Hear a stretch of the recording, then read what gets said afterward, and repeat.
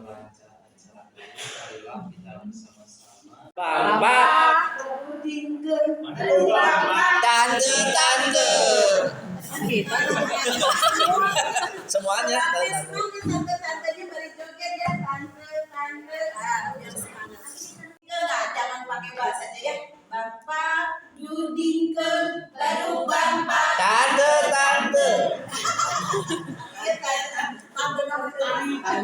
Satu, dua, tiga. Bapak Dudingkeun baru bapak. tante. Tinggal jogetnya. Siap. Latihan, begitu ya. Ketua tim akan ibu bisikan satu kalimat, lalu menghadap ke grupnya, kelompoknya, lalu grup kelompoknya menebak apa yang diperagakan. Tidak ada kertas sedikit.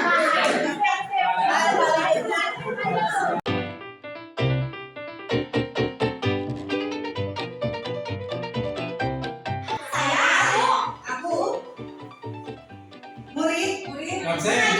Ganteng.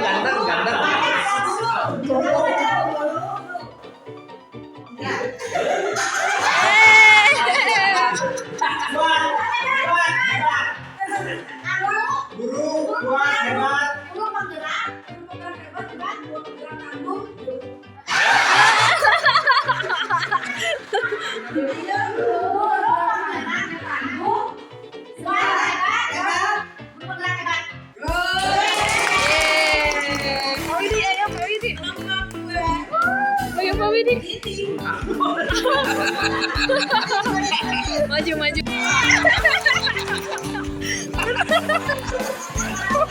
Terlalu pendek. Lagi bu.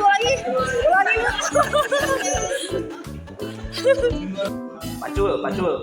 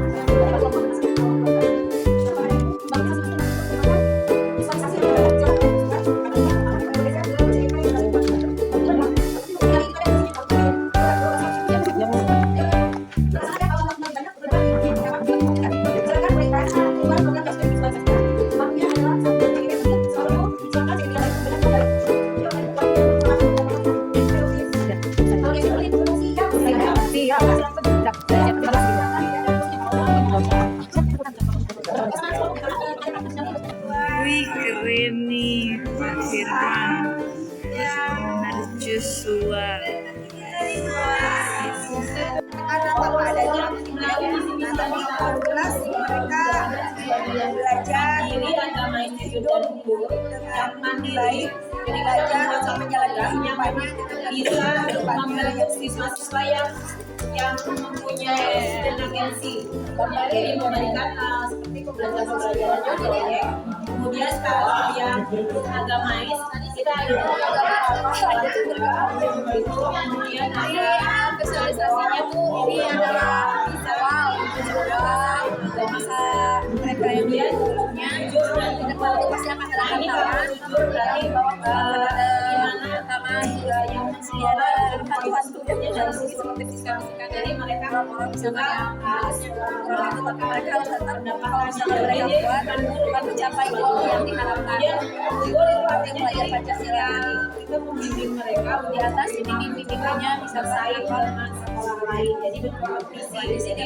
Kalau di gambarannya dari sekolah itu bisa tapi kompetisi harus diadakan karena diperlukan jadi keuangan yang lebih harus dilalui dalam banyak yang diutamakan kalau nanti jangan sampai mereka jatuh lagi kan bahwa dia ulang atau kayak ya semua saja pelan tapi tetap sampai ke tujuan. Kalau kepala sekolah dan gurunya akan seperti apa untuk anak? Melakukan itu kolaborasi. Jadi memang di sini diperlukan juga guru-guru yang memang mau bekerja sama, berkolaborasi tidak hanya sendiri. Nah, orang-orang yang membutuhkan alat. Kemudian mungkin tidak ada ya. Mungkin ini bisa menjadi yang saya kembangkan itu. Kemudian di sekolah saya juga kebetulan ada guru olahraga yang bergerak di bidang literasi. Dia ketua TBM pernah menjabat sebagai ketua TBM di Bandung Barat. Itu namanya itu Pak Bindan Mauludin. Dia juga muridnya dari Pak Bindan sendiri.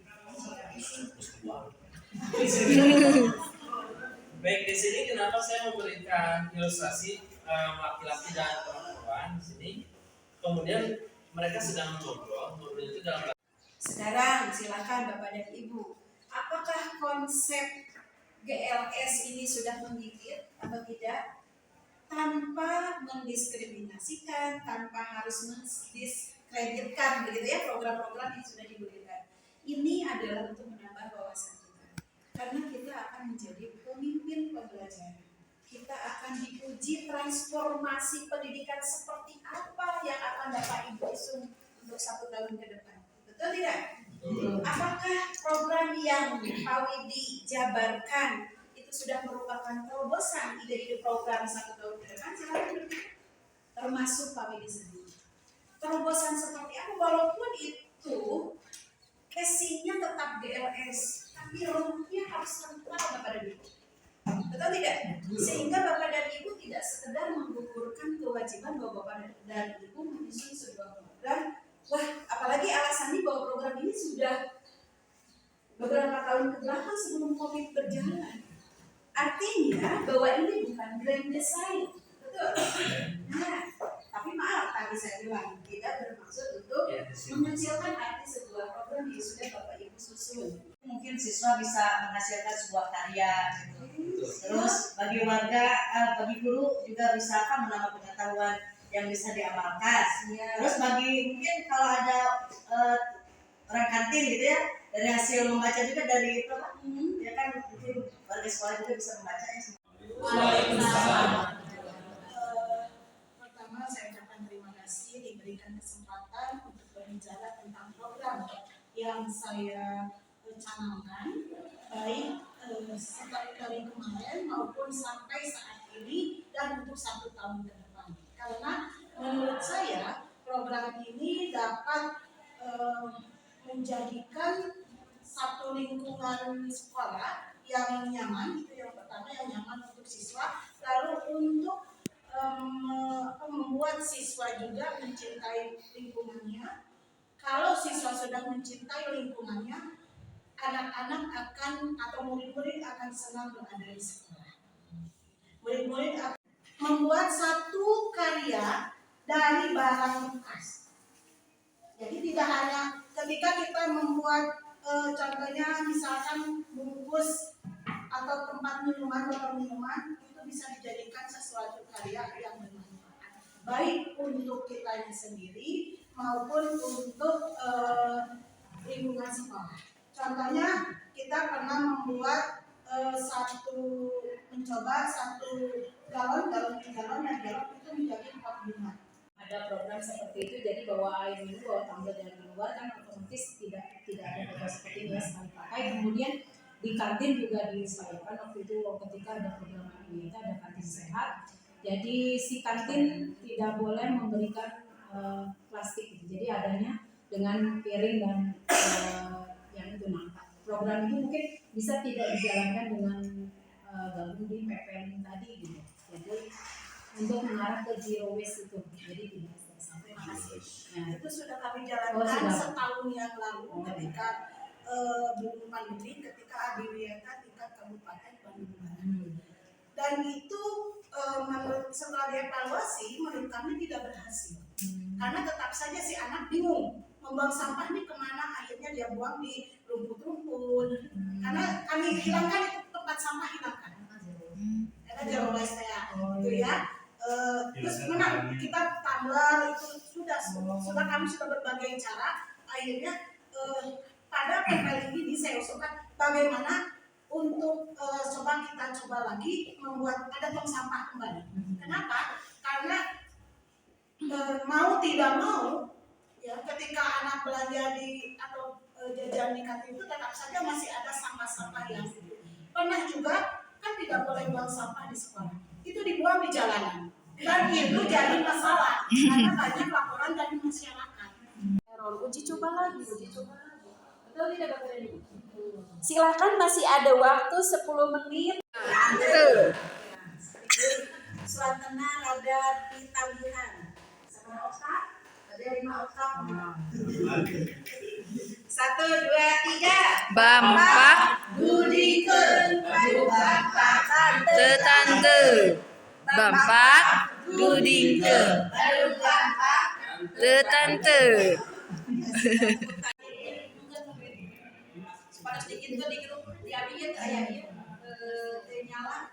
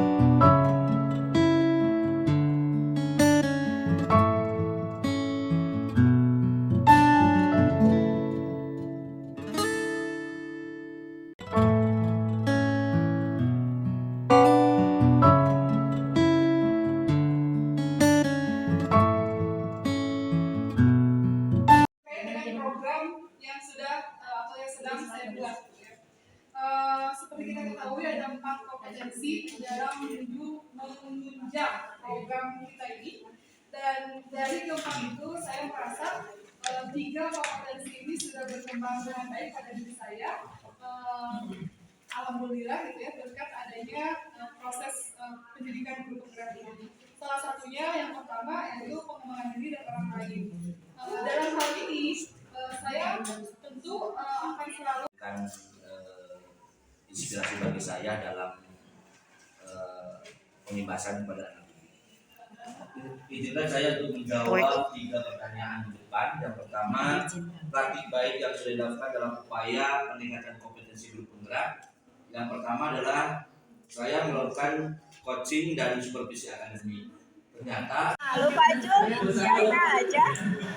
Yang urusan depan itu yang terdepan lah insya Allah. Yamaha depan. Yamaha. Marquez 1 Pak Firman teh.